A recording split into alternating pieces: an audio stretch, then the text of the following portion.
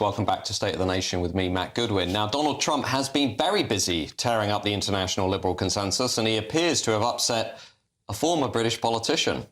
My next guest has revealed the truth behind this development. Check this out. Here is Rory Stewart explaining his connection to USAID. Stopped. Doesn't matter. You have a contract.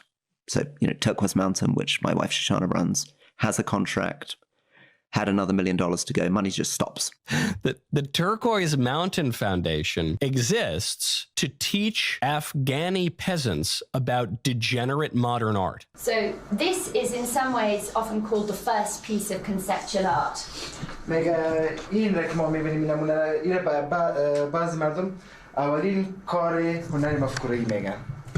Does anyone know what it is?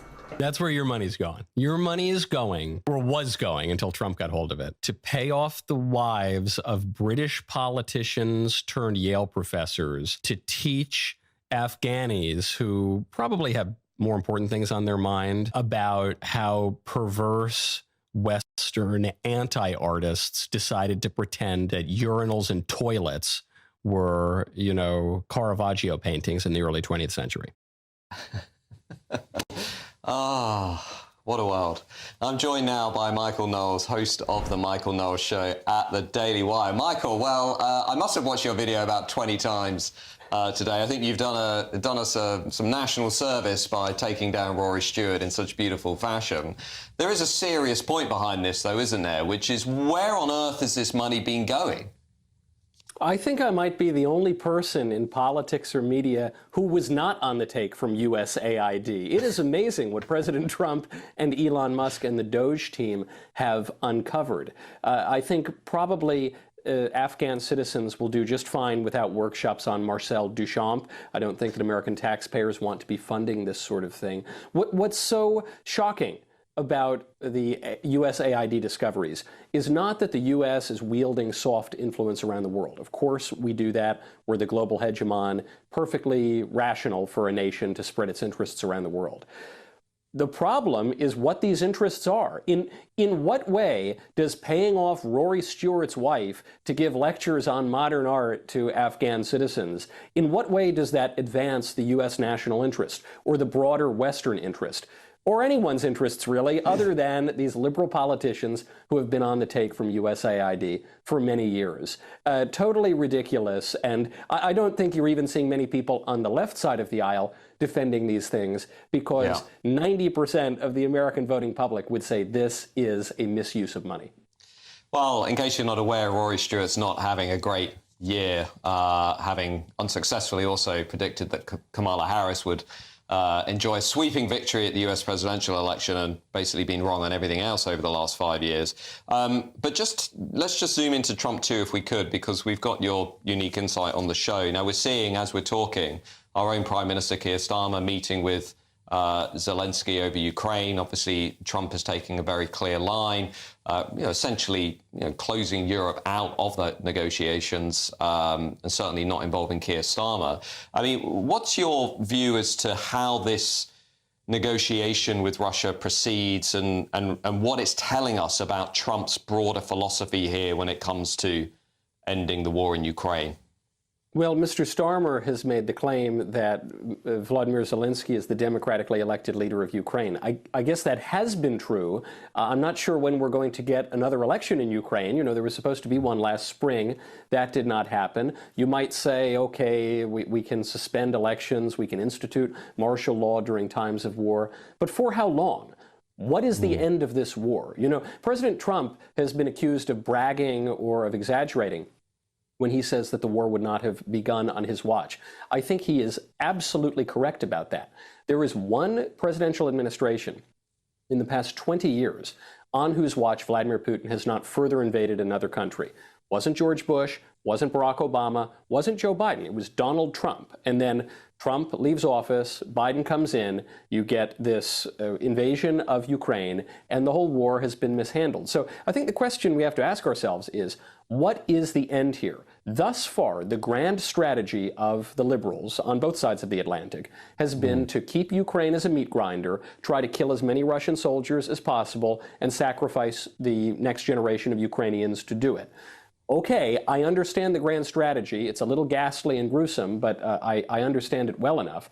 But at what point are we going to say this needs to end? Because as long as this goes on, there is the risk of an escalation into a greater regional war or into a global conflict. Let's not forget, we are dealing with nuclear powers here. So I'm pleased to see that the liberals on the other side of the Atlantic and the liberals in our own country have basically left the picture here. The adults are back in charge, and I trust that there will be a serious conclusion. But one big warning to Zelensky. If Zelensky thinks that he's going to get himself a good deal by publicly attacking President Donald Trump, he's got another thing coming, and he should be voted out of office just for that political incompetence alone.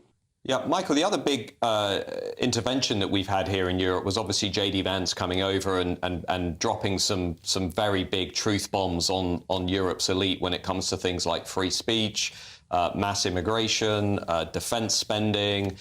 Just tell us, if you can, what is the view within the White House when it comes to Europe, above and beyond Ukraine? So not only about the war, but I seem to be picking up a sort of sense of exasperation within Team Trump, a kind of sense of disillusionment, if you like, about Europe's contribution, or some might say lack of contribution, to actually, making Western civilization great again.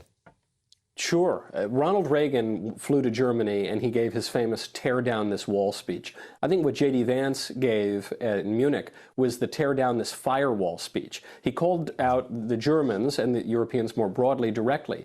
He said, you people are afraid of your own citizens. You set up firewalls to stop your citizens from having a say over basic national questions. You arrest citizens, not just in continental Europe, but even in the UK, for praying in their own heads, in their own minds, silently, outside of abortion mills. You launch midnight raids in Germany on citizens for posting things that you don't like politically on Facebook. And what J.D. Vance said is, we're not going to underrate that anymore, okay? The United States is happy to be the leader of the free world, to provide the great lion's share of security for the West, but we are not going to subsidize the liberal European leaders undermining their own citizens and trampling on their legitimate rights. And I think that you've seen in your own country with the wonderful Brexit vote, you've seen throughout continental Europe in the election of Giorgia Meloni, or in the election of Viktor Orban, or many other right-wing leaders, you've seen this push by ordinary Europeans and Brits to say, this liberal status quo is not working for us. And in comes President Trump. We've had our own problems in that regard. He finally comes into power again with the majority of Americans behind him. And he says, you know what? We have a new sheriff in town, not just in Washington, but throughout the West broadly. And when the liberal elites at the Munich Security Conference were crying at the end of that conference, I think they had good reason to cry, because their corrupt political order is coming to an end. Yeah, Michael, if I can, we've seen it's been sort of shock and awe in the early weeks of Trump too. We've seen the USAID debate, the Doge, the government efficiency debate. We've seen action on the border. We've seen action on Ukraine. We've seen this talk about building the Riviera in the Middle East. I'm hesitant to ask this question, but what on earth is coming next? It has felt as though these first 3 weeks have been 3 years. President Trump warned we would get tired of winning. I'm not tired of winning. I am a little bit tired, though. It is quite dizzying. And I think what you're going to see now is a real exercise of U.S. power. It's not my observation originally. Walter Kern, I think, was the first person I saw point this out, that we talk about the peaceful transfer of power so often, but really, in recent years, it's felt less like a transfer of power than it has a changing of the shifts from, say, Bush to Clinton to Bush to Obama. It's all kind of the same thing, people who broadly agree. President Trump's election is a shift in power, and that means you're going to get a new direction, a restoration of a traditional direction when it comes to immigration, when it comes to tariffs and trade, when it comes to global governance. Even just today, the fact that the U.S. State Department has classified 6 to 8 foreign drug cartels as foreign terrorist organizations means that the United States now has a whole host of resources available, up to and including the military, to take out these groups.